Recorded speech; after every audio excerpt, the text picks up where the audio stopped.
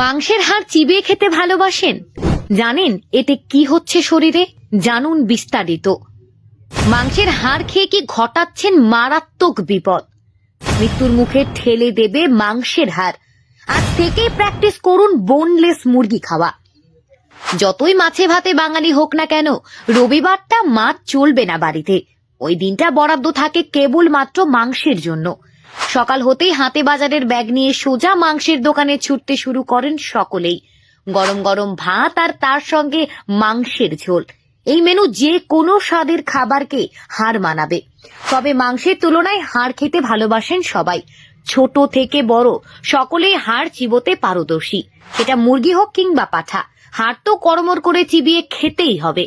কিন্তু মাংসের হাড় চিবিয়ে খেয়ে শরীরের কতটা ক্ষতি করছেন তা কি জানেন? যদি আপনিও এমনটা করে থাকেন তবে আজ থেকেই ছাড়তে হবে এই অভ্যাসটা। অন্তত তেমনটাই বলছেন চিকিৎসকরা। বিশেষজ্ঞ চিকিৎসকরা বলছেন মাংসের হাড় চিবিয়ে খেলে নাকি শরীরের নানা ক্ষতি হয়। নিজের শরীরকে মৃত্যুর মুখে ঠেলে দিতে না চাইলে এই কাজ আজই বর্জন করুন। মাংসের হাড় মানেই তা নরম হবে না, হবে শক্ত। দাঁত দিয়ে কামড়ানোর ফলে দাঁতে পড়ে চাপ, আর তাতেই এই মাংসের টুকরো কিংবা হাড়ের টুকরো ঢুকে যাচ্ছে মুখের ভেতর। সময় মতো বার না হলে মুখে আলসার পর্যন্ত হতে পারে। আবার চিকেনের হাড়ের টুকরো যদি কোনো কারণে গলার ভেতর ঢুকে আটকে যায় তবে সারে সর্বনাশ। আর খাদ্যনালী, শ্বাসনালী, এমনকি অন্তরের ভেতরে আটকে যেতে পারে। মাংসের হাড় যদি শ্বাসনালীতে আটকে যায় তবে দম বন্ধ হয়ে মৃত্যু পর্যন্ত হতে পারে। এমন দৃষ্টান্ত কিন্তু এই পৃথিবীতে অনেক রয়েছে। মুরগির ছোট হাড় যদিও বা চিবিয়ে খাওয়া যায়, বড় হাড় নৈব চ।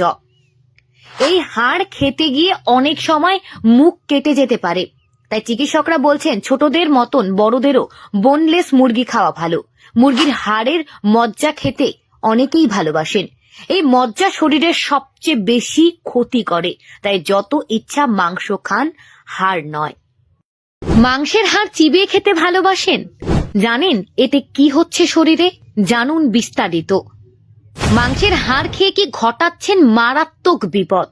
মৃত্যুর মুখে ঠেলে দেবে মাংসের হাড়। আজ থেকেই প্র্যাকটিস করুন বোনলেস মুরগি খাওয়া। যতই মাছে ভাতে বাঙালি হোক না কেন, রবিবারটা মাছ চলবে না বাড়িতে। ওই দিনটা বরাদ্দ থাকে কেবল মাত্র মাংসের জন্য।